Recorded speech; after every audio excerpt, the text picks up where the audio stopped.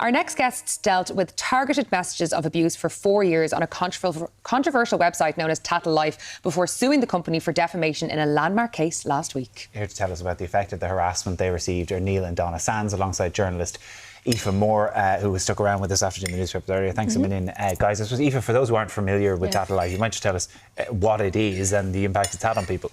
Yeah, so the thing I've been saying all week is if you're not aware of what Tattle Life is, you're incredibly lucky. Tattle Life was a gossip, set up as a gossip website in around 2018. I think if people go on it, they're often shocked at how, old it looks, very clunky. It reminds you of like boards.ie or one of those messages. Reminiscent of like old MySpace, or something. Very like old style, not very sophisticated website in which famous people and not so famous people would have threads made about them. And most people would comment under, aliases or an anonymity was basically the kind of the selling point of it, wasn't it? Right? Yeah. So my mind just blanked there. And it was the Wild West of the internet. Basically, you could say whatever they wanted. So I always tell people, Jennifer Lopez had a thread and I had a thread. And we're two very different people with very different fame. And you could basically say whatever you wanted. And what the real theme, I think, Neil and Donna would agree, the real theme of Tattle was you could say whatever you wanted. And when it came to a local influencer, the vitriol became a lot worse. So, most people's, you would see a lot of comment about their parenting, their weight, their relationships, their sexuality, their business practices. And because there never seemed to be anyone held the account on Tattle, if you subpoena Facebook, Facebook would have moderators. You can get the details of people who are writing these things. With Tattle, that never appeared to be possible. And you would often find people who would go on it and try and stick up for the person. So if someone went on and said, I don't think you should say that, that's quite unfair, that person would then be blocked from Tattle. And banned, I saw that. So the nastier the commentary, the more popular the user, you can up-like these different comments.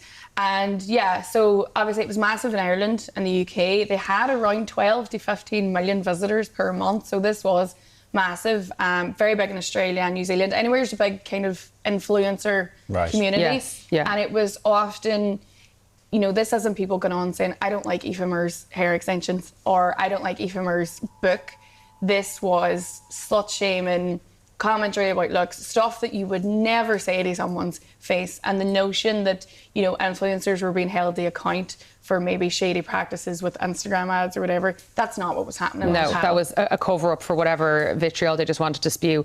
Donna, yourself and Neil were subject to defamatory and harassing commentary over a 45-page thread on this website. How did you first hear about Tattle Life and the fact that you featured on it? Yeah, so I first heard about it in February of 2021 when my friend contacted me and she said, Donna, I heard in the office some people laughing about a thread that there is on Tattle, and I just wanted to bring it to your attention in case there's something that you can do.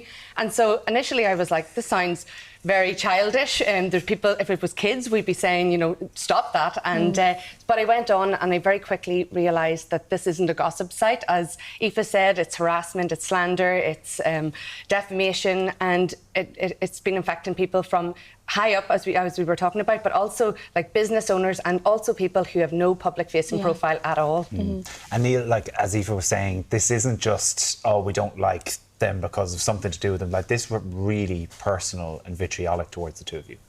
Absolutely, and we're strong believers in free speech, but we're not strong believers in consequence-free speech. And if somebody has an opinion, I'd always encourage folks to put their name to it, and if they have the courage of their convictions, to put their face beside it. And this went from every defamatory statement you could imagine about our business to our personal life, and then it just got more menacing over the months as it went on. So talk to me about how it got more menacing, because it actually bled into your physical real lives. Yeah, like we talk a lot about the disassociation between somebody who has an in-person relationship with you and somebody who then sees you on the internet and decides that they're going to say something about you. So for us, like I give the example that we were in a restaurant one night, and a lady came over to us and said, "Oh, Don, I recognise you from your store." Donna's been in kind of fashion since she was 16. She's a lovely community of people that would always come over, and we're always delighted to chat to people or whatever. And we sat down, 3 or 4 of our buddies were with her. We bought them a drink, and she went off. And about a half an hour later, we saw commentary very specific to the dialogue that we'd had in the restaurant on the site. And then it just got worse over time. People drove back and forth our house, and details of our address were given, and the license plate of my car, and so on. It's important to know that that lady that befriended us, and this is the thing that makes you very suspicious of other people, but she was a solicitor. So this is someone that would know should know better than to do that. And I think that, you know, it's surprising who has actually been writing on these threads. They're very intelligent people. Is that, I presume it is quite difficult to take when you sort of know who it is. This is not like it's total and utter strangers. You can have a good idea who these people are, and then it spreads out into a wider community who are drawn into it. Some of the time, but actually over the last week we've heard so many harrowing stories from people, and actually a lot of the time people befriend influencers or business people, and they've been sending messages back and forth, and then they use that information to post it on Tattle or change it, and so yeah, it's crazy that actually people are befriending you and then actually writing about you behind your back. And writing completely unverified nonsense that they're not putting their name to, and it can never be proven. But Donna, I can only imagine how this would affect your day-to-day life, knowing your address is out there, knowing that people are driving by your house. Did it affect your behaviour or how you went about your day? Absolutely. It just makes you suspicious and paranoid of what you do. And I have been, as Neil said, on the shop floor with people, dealing with the general public since I was 16 years of age. So I love that. That's a part of my work that I really enjoyed.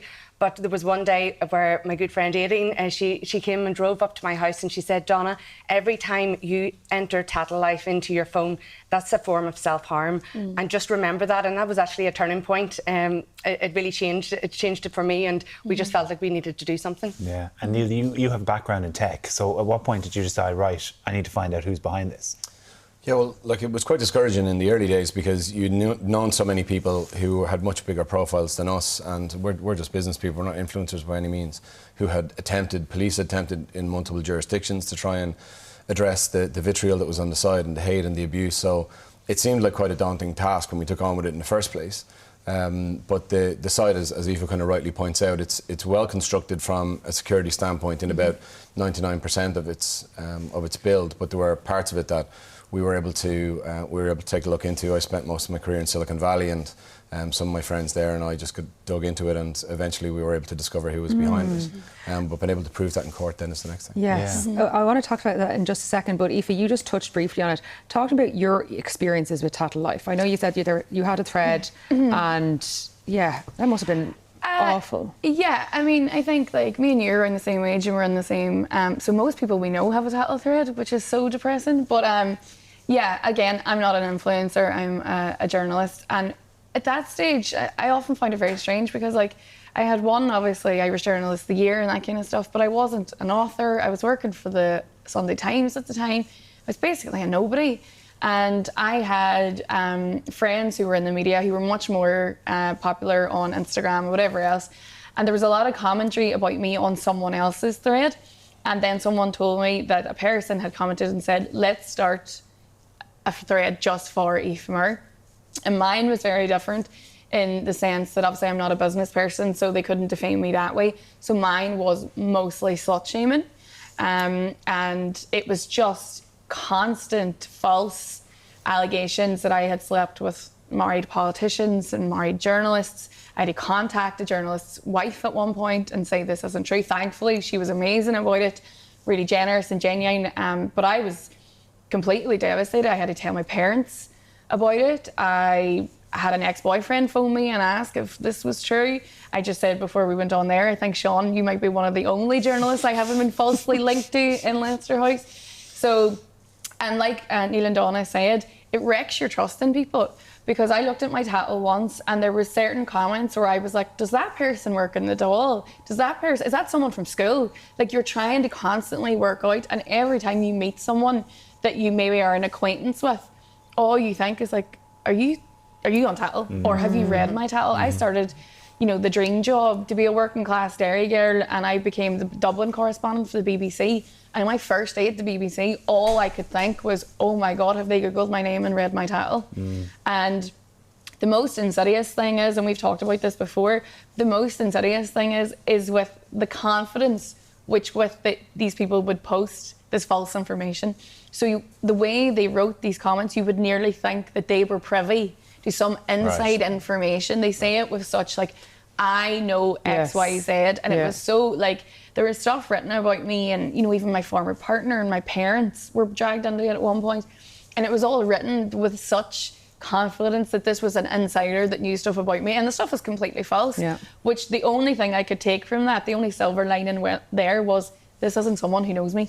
Yeah. And that kind of helped at one point. But my thread's now gone, thankfully. But I still have obviously all the data and everything else. Of course, yeah, and you have to deal with it all. I suppose, Neil, you mentioned that the getting into proving who it was. You took a defamation case. You've won that defamation case now for a very, I think it's the largest sum in Northern Ireland's legal history. I suppose if you can bring us to briefly how you actually proved who it was and who it was that's running this site. Yeah, it's a complicated enough process. So there's 3 phases to how we went about the litigation here. The first is that you have to prove that the statements are defamatory. And that's maybe easier said than done. So if somebody says that you've got 3 heads, you have to go to the court and prove that you don't, and prove that that's a defamation.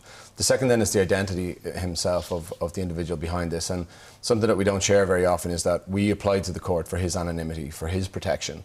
Because as you've seen probably over the course of the last week or so, there's a lot of angry people with this guy in mind, and so that was a complex process to ensure that there's an anonymous layer put on top of him, ironically, to ensure that once we went through the process of identifying him, that there was a time and a place when we would be able to take the anonymity order up, and we had to apply for that. So each of these 3 phases, and this second one around identifying, had their own small, I suppose, court proceedings, and we spent very many days getting into the car together and walking into court on our own and seeing an empty witness box over there, wondering if we were ever going to get to the 3rd phase, which is what we're in now, and it's about freezing his assets and ensuring that both the defamation charge is met, but also a very significant legal bill. So the operator behind Tattle Life was revealed to be a businessman called Sebastian Bond. What do we know about him? Yeah, businessman with a lowercase b, I would say. Yeah. His very early work was to set up websites called, like there's one, for example, called Parasite Hilton. So to call this guy one trick pony is a slur on ponies, but he's already set up a number of these kind of previously that weren't successful. When he absconded, when the legal pressure started to mount on him, he absconded to Asia. And we have evidence of him looking to set up more of these in Asia. So he is, by all accounts, a quite unremarkable IT, I suppose mid-level sort of IT person, but he's made huge sums from the hate and vitriol of others. Yeah. It's amazing one man was able to silence so many people, and globally, in New Zealand and Australia, and just, nobody just knew who he was. And he's made millions off this from the digital advertising he's had on it. Another thing I want to talk about is, so now the operator behind Tattle Life has been revealed, but what about the users of Tattle Life, Aoife? Is there any hope that some of these people can be exposed for what they're doing and the damage they're doing to people's lives? Oh, it's not a hope, it's a very real thing that's happening at the minute. So I've had a lot of commentary on my TikTok. I've made a number of TikToks about how this person was caught. And the way I would say to people is that if Sebastian Bond could be caught with all his, software and leaving the country and different bank accounts, if you made a fake email address thinking that you were being tech savvy when you were commenting on Tattle, you can and will also probably be caught. So the company that Gately Legal used for Neil and Donna's was called Nardello. So they said to me they do everything from messy divorces to corporate espionage. They were the people that found Sebastian Bond, because everything you do on the internet leaves the trail, even if you're trying to be anonymous, like to the point where they were looking at Sebastian Bond, the way he spelled certain words wrong, the way he used apostrophes wrong. Everything you do leaves this small breadcrumb trail on the internet.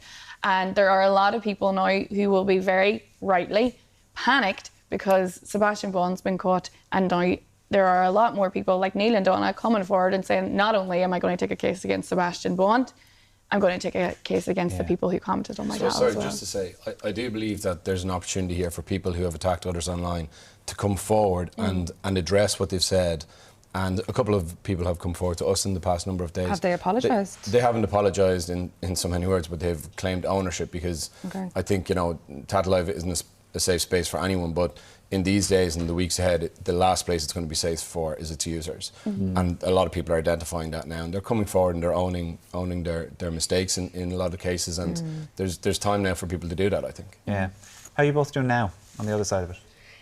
It was a very lonely process when it was just Neil and I, and the reporting restriction was on, and then it's very overwhelming to hear all of the horrific stories that people with social services come into the door, and the support that has been given is phenomenal. So we're delighted with that, and we know that a lot of people feel a lot lighter. At the end of the day, we just kind of want everyone to be accountable online, and for people with children to know that the next generation are so tech savvy, but we still have to be accountable for what we're doing. So it's been very overwhelming, but we're very proud of what we've done, and we hope that we can make a positive change going forward. Yeah, we didn't want to do this work. You know, everybody has enough going on. There's enough kind of badness in the world, and none of us need to spend our time doing this. We've been on this journey for the best part of 5 years almost. But you also shouldn't have to be putting up with that. No, it was stuff. never about us anyway. We're delighted that it's given people kind of the impetus to move forward, and we have to go back to court now and kind of see it out. But it's really about the other victims now moving forward. Well, look, Neil and Donna and Aoife, thanks a million for coming in Thank and you so for much. telling Well your story done, and for the work that you did in uncovering Sebastian Bond. Absolutely. Thank you. Lots more still to come on Ireland AM. We'll see you back here in a few.